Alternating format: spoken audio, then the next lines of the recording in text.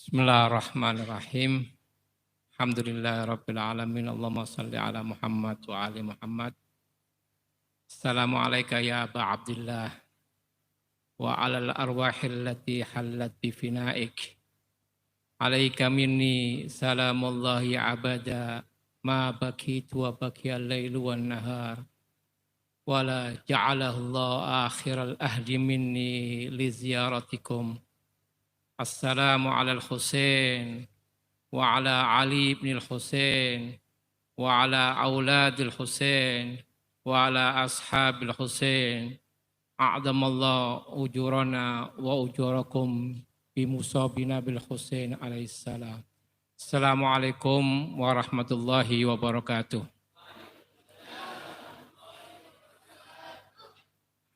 Ayyuhal ikhwan wal akhwat, alhamdulillah pada malam yang penuh keberkahan ini kita diberi taufik untuk kembali mengenang sebuah tragedi yang sangat menyayat hati.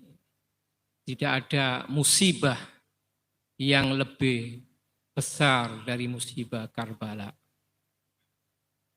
Sebelum saya masuk pada inti pembahasan, saya ingin sedikit berbicara apakah kita menangisi Al-Husain itu adalah sesuatu yang mengada-ngada atau melakukan bid'ah. Tentunya jawabannya tidak. Karena banyak riwayat-riwayat hadis yang menjelaskan bahwasanya Rasulullah menangisi Imam Husain itu semenjak sebelum kelahiran beliau. Imam Ali menangisi Imam Husain, semua ahlul bait menangisi Imam Husain. Lebih-lebih ibunya Fatimah Zahra. Bagaimana seorang ibu ketika mendapatkan informasi dari ayahandanya Ar-Rasul bahwasanya putranya kelak akan dibunuh dan diperlakukan dengan perlakuan yang tidak manusiawi. Saya sedikit ingin menggambarkan bagaimana seorang ibu terhadap anaknya. Di zaman Rasul itu pernah ada seorang pengemis datang ke rumah Rasulullah. Pengemis itu menggendong anak kecil, bayi. Kemudian pengemis itu meminta sesuatu, tidak ada apapun di rumah Rasulullah. Yang ada hanya sebatang kurma. Sebiji kurma. Kemudian ibu ini kondisinya lapar. Kurma itu dibagi menjadi dua. Separuh dikasihkan anaknya, separuh lagi tujuannya akan dia makan. Karena dia kondisinya sangat lapar. Tapi apa yang terjadi? Ketika sang ibu melihat anaknya makan kurma dengan begitu lahapnya, dia mengurungkan niatnya. Kurma yang separuh tadi yang asalnya akan dimakan, diberikan juga kepada anaknya. Itu seorang ibu. Ibu itu rela lapar, yang penting anaknya kenyang. Ibu itu rela kehausan, yang penting anaknya tidak kehausan. Ibu itu rela sakit, yang penting anaknya tidak sakit. Itu ibu. Rasul ketika menginformasikan kepada Sayyidah Fatimah bahwasanya Al-Husain kelak akan dibunuh dan diperlakukan dengan perlakuan yang sangat kejam. Yang lebih menyakitkan lagi, yang memperlakukan itu bukan musuh. Tapi yang memperlakukan Al-Husain, satu-satunya cucu Nabi itu adalah orang-orang yang mengaku umat Ar-Rasul Sallallahu alaihi wa alihi wasallam. Ini lebih menyakitkan. Maka Sayyidah Fatimah menangis. Kemudian Sayyidah Fatimah bertanya kapan terjadinya itu. Kata Rasul, terjadinya setelah aku tidak ada, setelah suamimu Ali bin Abi Thalib tidak ada, dan setelah engkau tidak ada. Semakin keras tangisan Sayyidah Fatimah. Lalu siapa yang akan menangisi putraku Al-Husain? Kata Rasul, yang menangisi adalah orang-orang mukmin dari umatku. Dan kita insya Allah termasuk orang yang disebut Rasul Shallallahu Alaihi Wasallam. Walaupun kita ini hidup di desa mungkin yang lumayan terpencil, tapi antum adalah orang-orang yang disebut oleh Rasul Shallallahu Alaihi Wasallam. Sayyidah Fatimah itu pernah berwasiat kepada Sayyidah Zainab, anak Sayyidah Fatimah, adik daripada Imam Husain.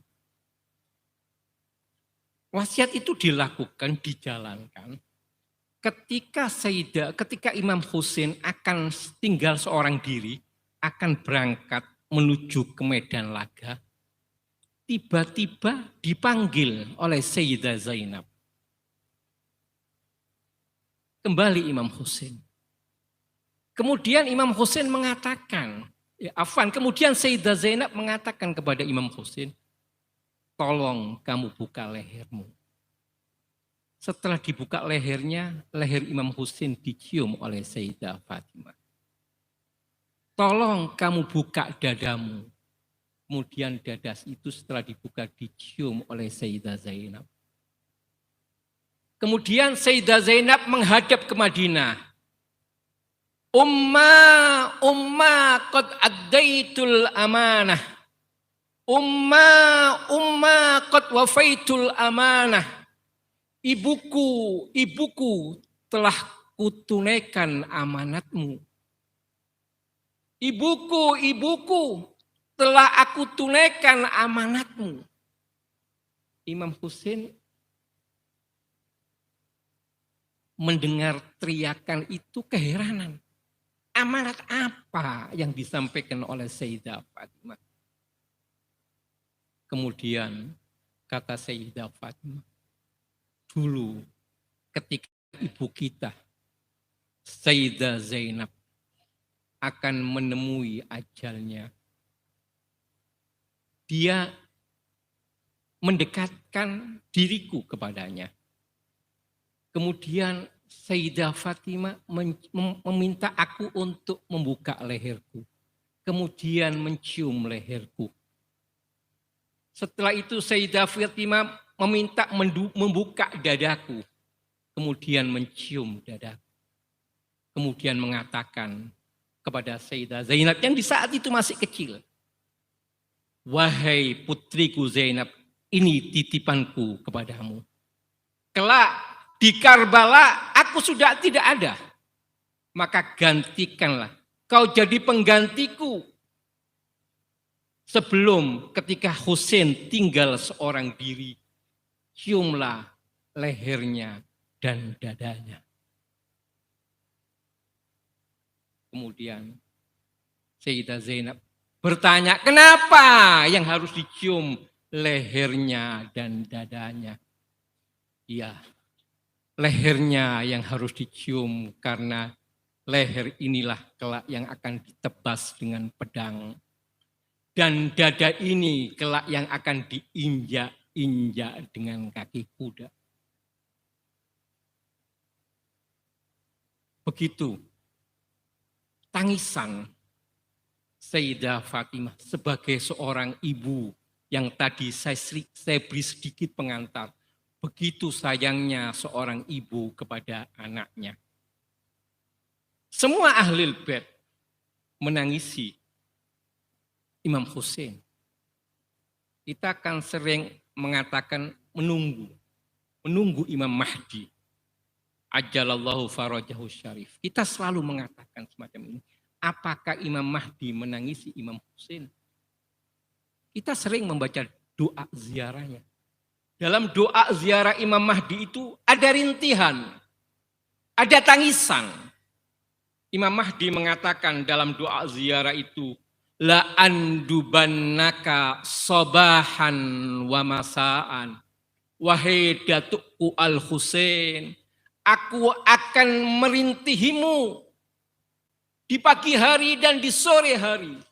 Berarti apa? Sepanjang hari aku akan merintihimu wahai Husain.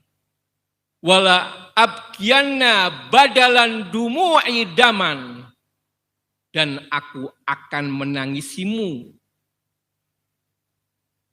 bukan hanya dengan air mata. Karena air mata ini telah kering, air mata ini telah habis, maka akan aku gantikan air mata itu, derayan itu dengan darah. Semua menangisi, termasuk Al-Imam Mahdi Al-Muntadhar ajalallahu farajahu syarif. Ayuhal ikhwa wal akhwat, Al-Quran dan hadis itu mengajarkan nilai-nilai. Norma-norma, nilai dan norma itu masuknya itu ke di short memory. Jadi di memori kita jangka pendek. Tapi kalau ada contoh, praktek langsung, itu akan masuk di long memory. Kita akan mengingatnya dalam jangka yang cukup panjang. Lalu siapa yang memberikan contoh, yang menjalankan, yang mengerjakan ayat-ayat Al-Quran dan hadis-hadis itu adalah para imam Ahlul Bait yang memberi contoh kepada kita. Salah satunya Imam Husain di Karbala. Rasul itu sangat menekankan kita melakukan sholat di awal waktu. Dikatakan dalam sebuah riwayat, barang siapa yang tidak siap-siap melakukan sholat sebelum sholat tiba waktunya, maka dia tidak menghormati sholat. Jadi dalam hadis dianjurkan sebelum zuhur, misalnya kita sudah siap-siap melakukan sholat zuhur. Kalau kita nggak melakukan semacam itu, berarti kita tidak menghargai sholat. Sejauh itu norma, itu ajaran. Imam Husain dan sahabat-sahabatnya di padang Karbala, kondisi yang paling sulit. Imam Husain, keluarganya dan sahabat-sahabatnya itu selama 3 hari tidak kemasukan air. Dalam kondisi kehausan, tapi beliau tetap sholat di awal waktu. Di awal waktu, kita apa, sibuk kita apa? Kita nggak punya kesibukan. Tapi nanti sholat zuhur mau maghrib. Sholat maghrib jam 10, jam 9 malam. Imam Husain dalam kondisi perang. Bahkan Sayyidah Zainab itu di malam ke-11. Setelah semua terbantai, termasuk Sayyidah Zainab. Semua terbantai, kemudian Sayyidah Zainab ditawan. Di malam ke-11 itu Sayyidah Zainab masih melakukan sholat malam, sholat tahajud. Tapi nggak bisa berdiri karena nggak kuat. Beliau melakukan sholat dengan duduk.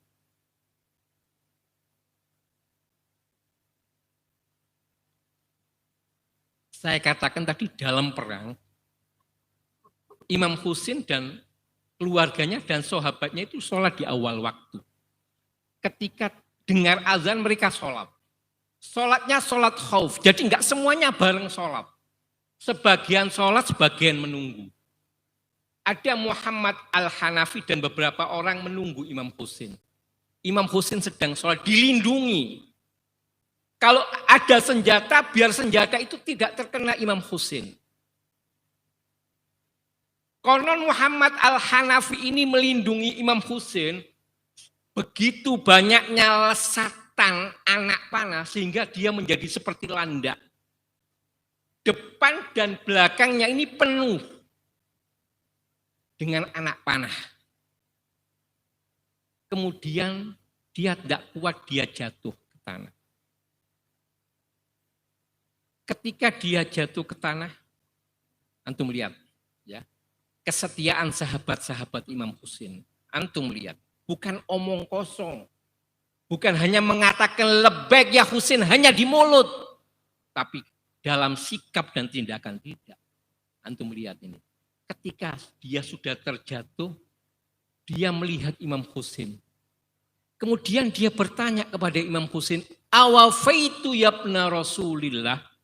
Apakah aku ini termasuk orang yang setia kepadamu, wahai putra Rasulullah? Antum bayangkan, menjaga sholat Imam Husain. Sampai badannya penuh dengan anak panah, ketika jatuh dia masih bertanya kepada Imam Husain. Apakah aku ini termasuk orang yang setia kepadamu, wahai Imam Husain? Kita malu mau tanya Imam Husain seperti itu. Apa yang kita andalkan?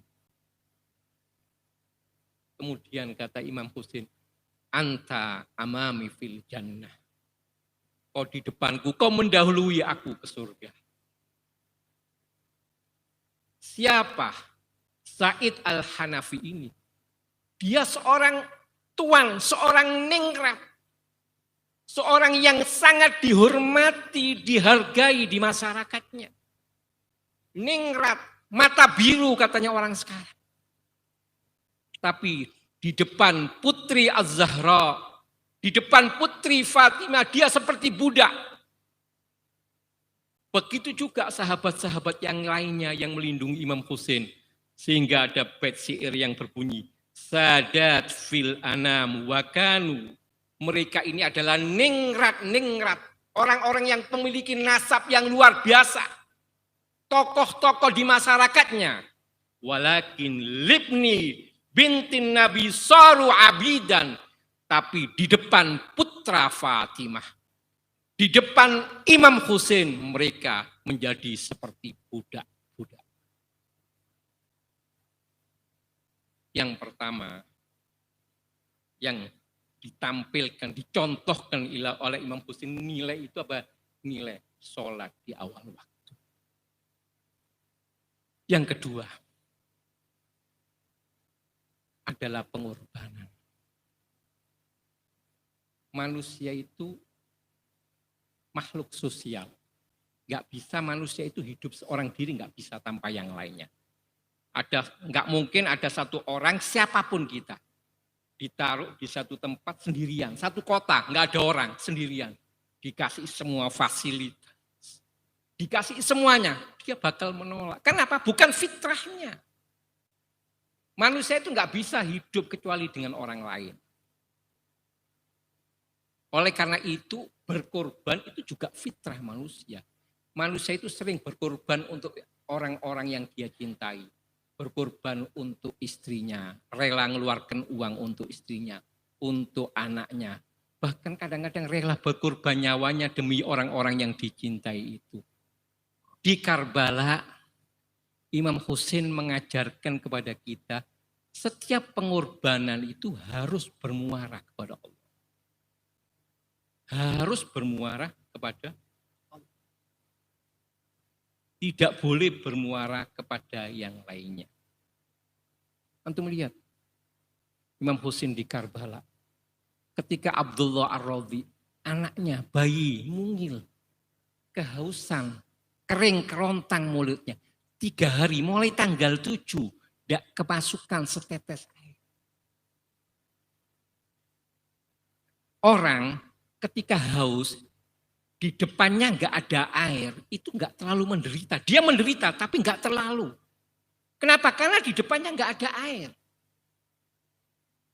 Tapi orang itu akan lebih menderita ketika dia nggak bisa minum, padahal di depannya ada air.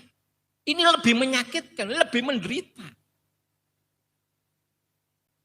Di Karbala itu ada sungai Furat. Dari sungai itu minum, anjing dan babi minum. Tapi Imam Husain dilarang minum, dicegah, tidak boleh untuk minum. Setetes pun tidak diberi. Bahkan ada yang berteriak kepada Imam Husain, tidak akan pernah kau merasakan setetes air pun. Sampai engkau mati atau kau akan dibawa ke mahkamah Yazid.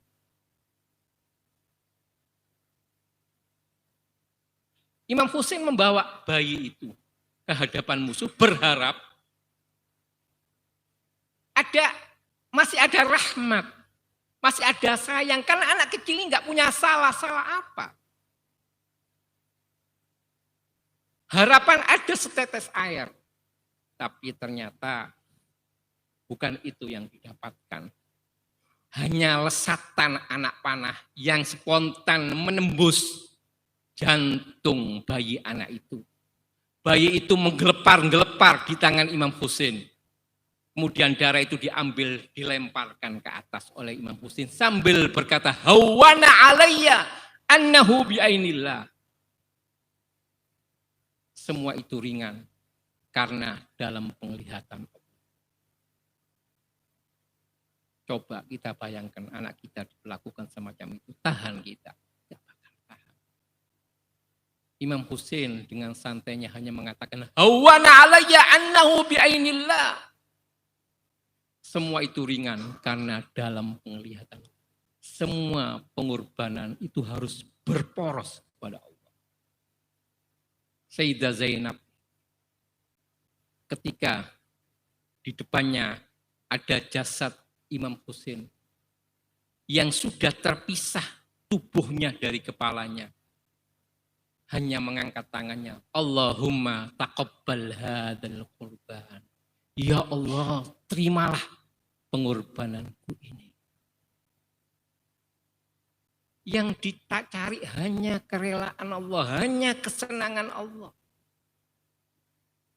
Imam Husain ketika melihat anak-anaknya, ponakan-ponakannya, sahabat-sahabatnya, sebagian kepalanya terpisah dari tubuhnya.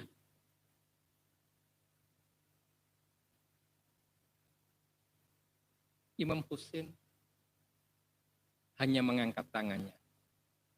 "In kana hadza yurdika ya Rabb, faqad hatta tarda." Kalau semua ini ya Allah menjadikan engkau rela, ambil semua sehingga engkau rela. Semuanya harus bermuara kepada Allah. Di dalam doa ziarah, antum bisa lihat bagaimana Imam Husain dalam perjuangannya itu hanya murni mencari kerelaan Allah, enggak mencari yang lain. Di dalam doa ziarah itu dikatakan wabadala, doa ziarah arba'in ya, wabadala muhjatahu fika. Imam Husain itu mengorbankan jiwanya hanya untuk Allah, bukan untuk. Ada sebuah bait syair, ada yang mengatakan bait syair ini dari Imam Husain, ada yang mengatakan bukan. Tapi minimal perilaku Imam Husain di Karbala itu menggambarkan syair ini, puisi ini.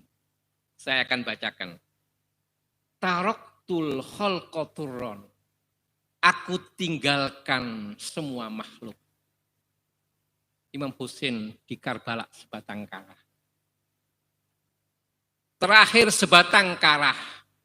Tidak ada yang membantunya, tidak ada yang menemaninya, semuanya telah gugur.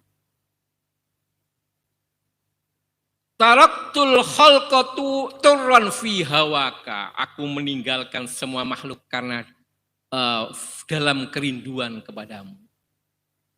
Wa aitamtul iyala likai araka. Dan aku jadikan semua keluargaku yatim. Kehilangan ayahnya. Sehingga aku bisa memandangmu. Lain qata'tani fil hubbi irban, andaikan engkau memotong aku, mencincang aku, lamma hannal fuadu ila suwaka, hatiku tidak akan pernah berpaling kepada selain, kata Imam Husain. Pengorbanan itu harus hanya bermuara kepada Allah, bukan kepada yang lain. Pelajaran yang ketiga, yang diperagakan, ditunjukkan oleh Imam Husain. Bukan hanya nilai, tapi nilai itu dijalankan, diperagakan. Supaya kita lebih mudah mencontohnya, dan supaya terus teringat di memori kita.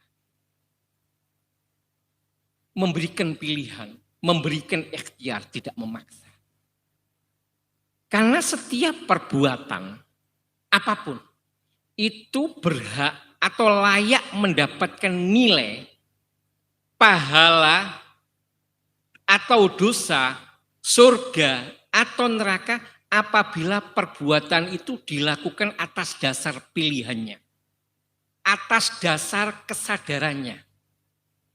Kalau ada perbuatan yang dilakukan karena paksaan, maka enggak layak seharusnya mendapatkan nilai apapun. Enggak layak mendapatkan surga atau dosa. Afwan, tidak layak mendapatkan pahala atau dosa atau surga dan neraka. Misalnya ada orang yang mau sholat, kalau kamu enggak sholat saya tembak. Dia melakukan sholat. Sholatnya enggak layak mendapatkan nilai. Kenapa? Karena dia melakukan bukan atas dasar pilihan dia. Ada yang memaksa.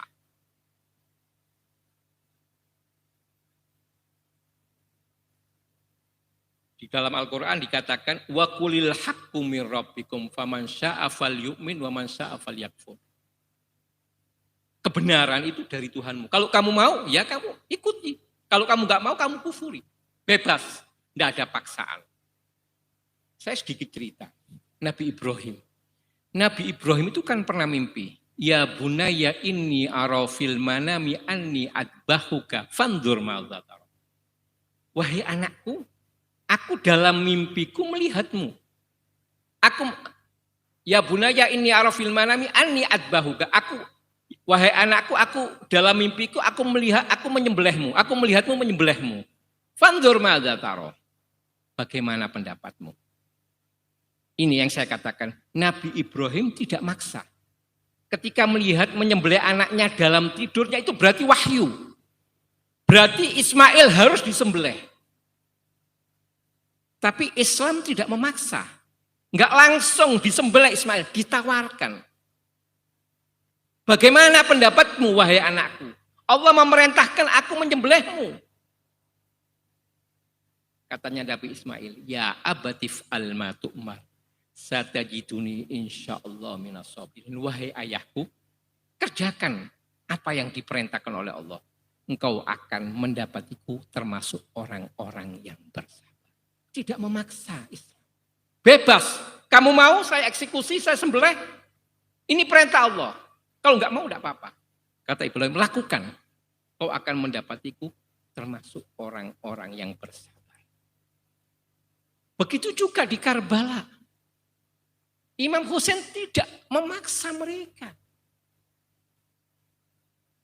Yang ikut oleh Imam Husain itu diberi pilihan. Diberi pilihan. Di malam ke-10, keluarganya, sahabat-sahabat setianya semua dikumpulkan oleh Imam Husain. Di larut malam, Imam Husain berceramah.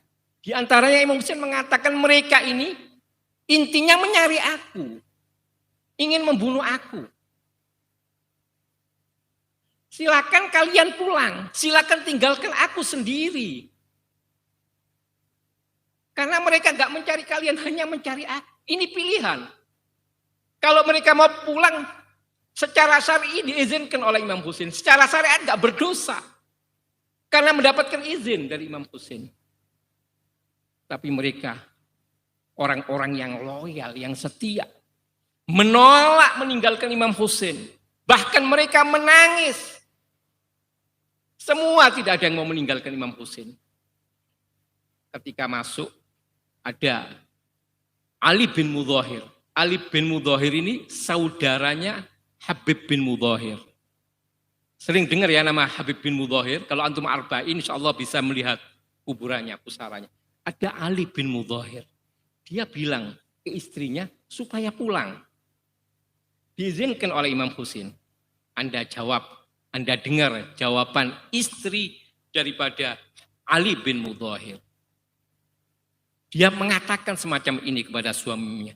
Ayasurroka antusba banatu Rasulillah wa ana aminal minas sabi. Wahai suamiku Ali bin Mudhahir.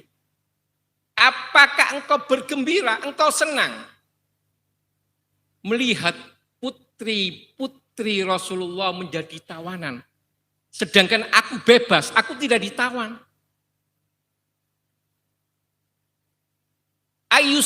ayasurraka antuslaba Zainab izaraha min ra'siha wa ana asturu bi izari. Wahai suamiku, apakah kau senang melihat Sayyidah Zainab cadarnya dicabik, ditarik, sedangkan aku masih tetap menggunakan cadarku? Tahu cadar ya, yang untuk di muka biasanya itu. Yang ketiga, ayasuraka antadhaba mimbanati zahra akratuha wa ana atazayyanu biqarti. Apakah engkau senang melihat putri-putri Zahra anting-antingnya ditarik, dirampas, dan aku masih tetap berhias dengan anting-antingku?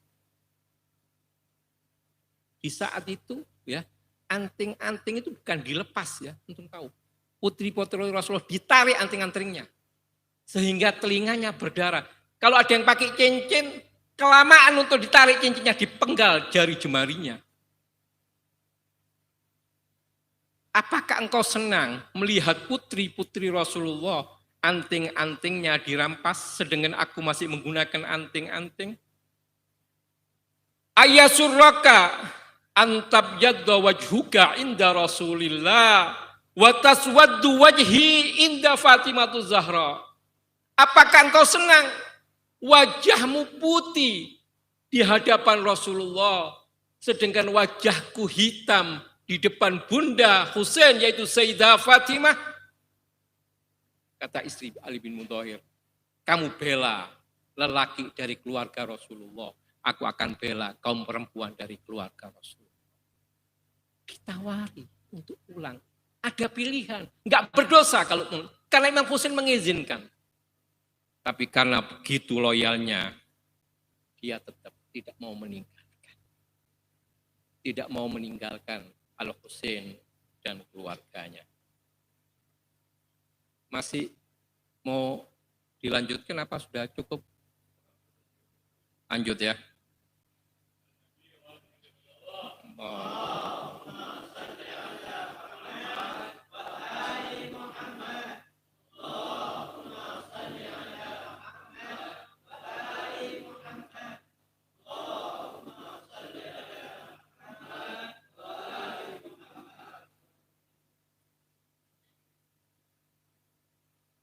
Yang keempat,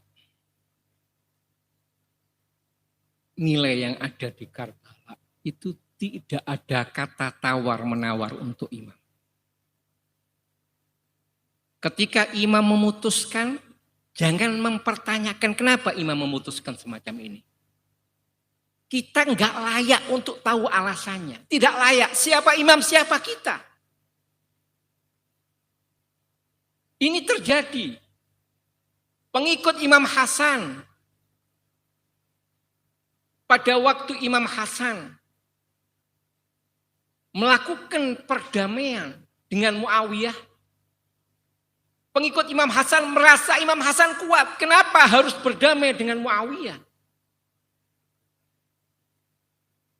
Sehingga kemudian mereka meninggalkan Imam Hasan dan mengucapkan kata-kata yang gak pantas. Imam Hasan dikatakan mudhillul mu'minin, orang yang menghinakan orang-orang mukmin.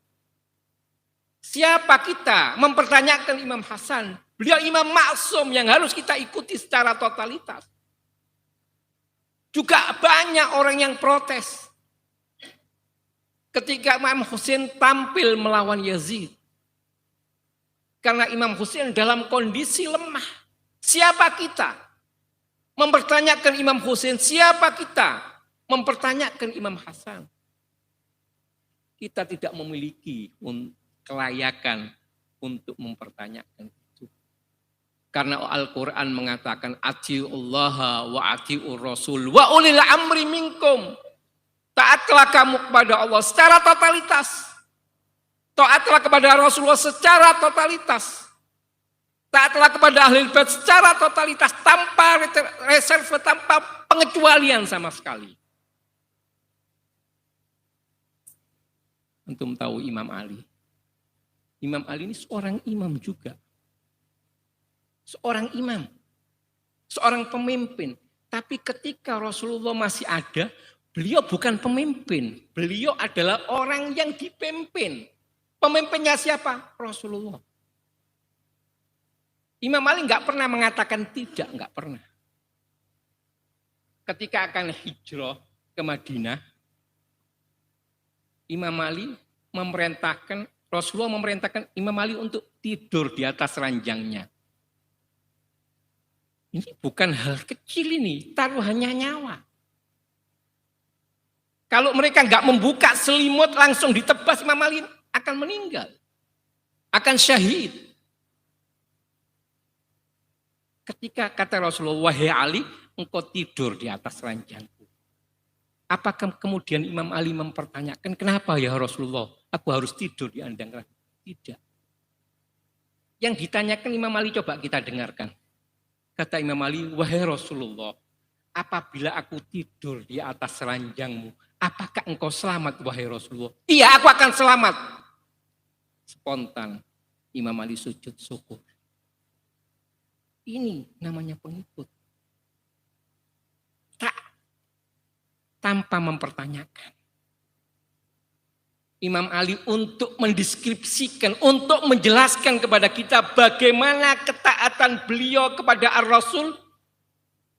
Beliau hanya mengatakan, ana abdun min abidi Muhammad. Aku ini hanya hamba dari hamba Muhammad. Seorang Buddha itu tidak memiliki kehendak. Yang ada itu hanya kehendak majikannya. Seorang Buddha itu tidak memiliki keinginan. Yang ada itu hanya keinginan majikannya. Seakan-akan Imam Ali mengajarkan kepada kita, aku enggak memiliki kehendak, yang ada hanya kehendak Muhammad. Aku tidak memiliki keinginan, yang ada hanya keinginan Muhammad. Itu yang pesan yang ingin disampaikan oleh Imam Ali kepada kita.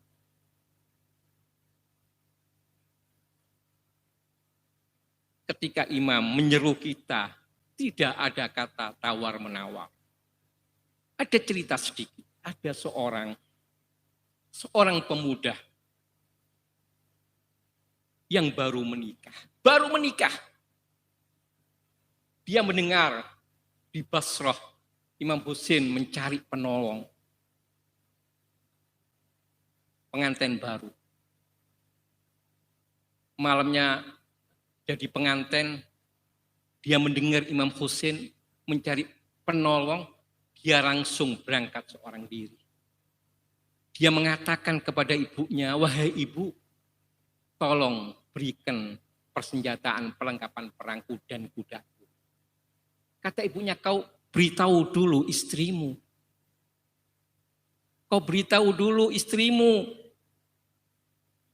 Tidak ada waktu, ibu. Tidak ada waktu. Untuk Ahlul Bait, semua harus kita tinggalkan. Orang-orang yang paling kita cintai harus kita tinggalkan. Imam Husain itu pada waktu perjalanan ke Karbala bertemu dengan Turumah. Wahai Turumah, mari kamu bergabung dengan aku. Kata Turumah, aku baru saja belanja. Aku akan mengantarkan belanjaanku ini sebentar ke keluargaku. Setelah itu aku akan bergabung denganmu. Kata Imam Husain, jangan sampai engkau terlambat. Turumah mengantarkan belanjaan itu ke keluarganya. Sayangnya ketika dia kembali, dia sudah terlambat. Kata lelaki tadi yang baru menikah semalam pagi sudah keluar, aku gak ada waktu untuk izin dengan istriku. Kemudian ternyata perempuan itu istrinya mendengar, dia keluar. Wa qalat, aina yabnal am, kamu akan pergi kemana? Wahai anak pamanku. Faqala laha ana madin ila man huwa khairun minni wa minka. Aku akan pergi ke orang yang lebih mulia darimu dan lebih mulia dariku. Faqalat wa man huwa khairun minka wa khairun minni. Siapa orang yang lebih baik darimu dan lebih baik dariku? Faqala laha, kemudian Sa'id, namanya Sa'id Ad-Damimi, Dia mengatakan, Sayyidi wa maulaya al-Husain Ali bin alaihissalam. Yang lebih mulia darimu dan dariku adalah tuanku Husain alaihissalam. Kemudian istri dan ibunya menangis. Imam Sa'id At-Tamimi kemudian diambilkan perlengkapan perang dan kudanya yang sangat cepat. Dia melaju dengan kudanya. Kemudian mendengar panggilan dari ibunya. Kemudian Sa'id berhenti. Kemudian ibunya mengatakan semoga Imam Husain membalasmu dengan kebaikan. Kemudian mengatakan semacam ini ibunya. Lakin waladi amma hamalta fi batni tis'ata ashur. Qala bala, wahai anakku. Bukankah aku yang mengandungmu selama 9 bulan? Iya, wahai ibuku. Qalat amma sahirtu layali fi tarbiyatik. Bukankah aku yang di malam hari tidak tidur harus menjagamu? Qala bala, iya wahai anak, wahai ibuku. Wa ana lastu bimungkari li haqqika alayya. Aku enggak mengingkari hak-hakmu wahai ibuku. Qalat idzan indi wasiyah. Kalau gitu aku memiliki wasiat wahai anakku. Antum dengar apa wasiatnya? Qala bala ya ummah, ya wahai ibuku. Qalat fadkurni inda Fatimah Az-Zahra. Wasiatnya apa? Wahai anakku, ingat aku kelak di sisi Sayyidah Fatimah Az-Zahra, kata ibunya.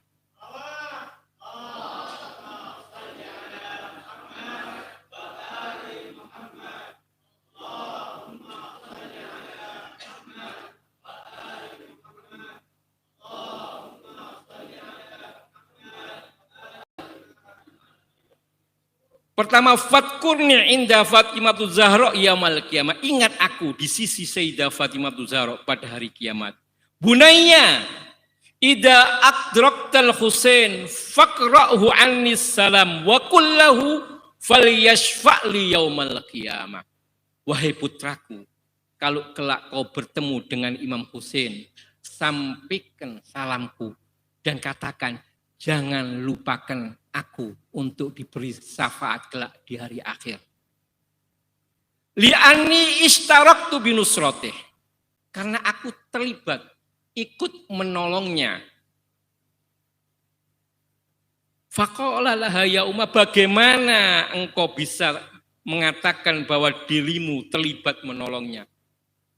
Iya. Iya, karena aku menyertakanmu dalam membantunya. Kemudian, ya, selanjutnya anak muda ini juga memiliki wasiat kepada ibunya. Kalau tadi ibunya berwasiat kepada dia, sekarang pemuda ini berwasiat kepada ibunya. Anda dengarkan apa wasiat anak muda ini. Qala ya ummah, idza ra'aita syabban lam yatahayya bi syababihi wa aris lam yatahayya bi arsihi fadkuruni bidua. Wahai ibu, kalau engkau melihat seorang pemuda yang tidak menikmati masa mudanya, dan apabila engkau melihat seorang pengantin baru yang tidak menikmati masa-masa pengantinnya, maka ingat aku, doakan aku. Ini wasiat dari pemuda tadi. Akhirnya sampai pemuda tadi menyusul Imam Husain. Ketika sampai berjumpa dengan Imam Husain hanya seorang diri. Pemuda ini, Imam Husain bertanya, apakah engkau Said? Ya, aku Said. Apa yang disampaikan ibumu kepadaku? Ibuku telah mengucapkan salam kepadamu. Kemudian Imam Husain mengatakan, ya Said, inna ummaka wa ummi fil jannah. Wahai Said, ibuku dan ibumu berada di surga. Naam, semoga sedikit yang saya sampaikan ini bisa membawa semangat kepada kita, membawa spirit kepada kita. Ya. Karena spirit Imam Husain ini harus kita bawa sepanjang kehidupan kita. Naam, syukron wabillahi taufik wal hidayah wal ridha wal inayah. Assalamu. Oh ya, maaf, nggak lupa kita doakan untuk saudara-saudara kita yang di Palestina, ya. Semoga Allah memberi kemenangan kepada muqawimin, saudara-saudara kita yang berada di Gaza, yang berada di Libanon, yang berada di Iran, ya.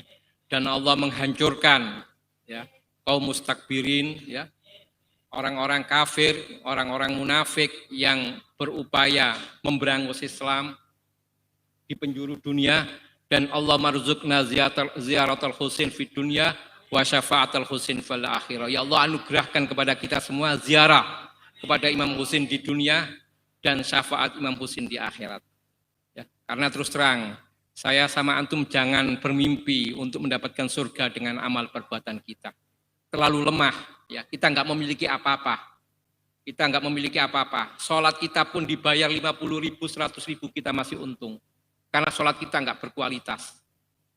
Yang paling kita harapkan adalah syafaat orang-orang yang kita cintai, yaitu Ar-Rasul dan Ahlul Baitnya.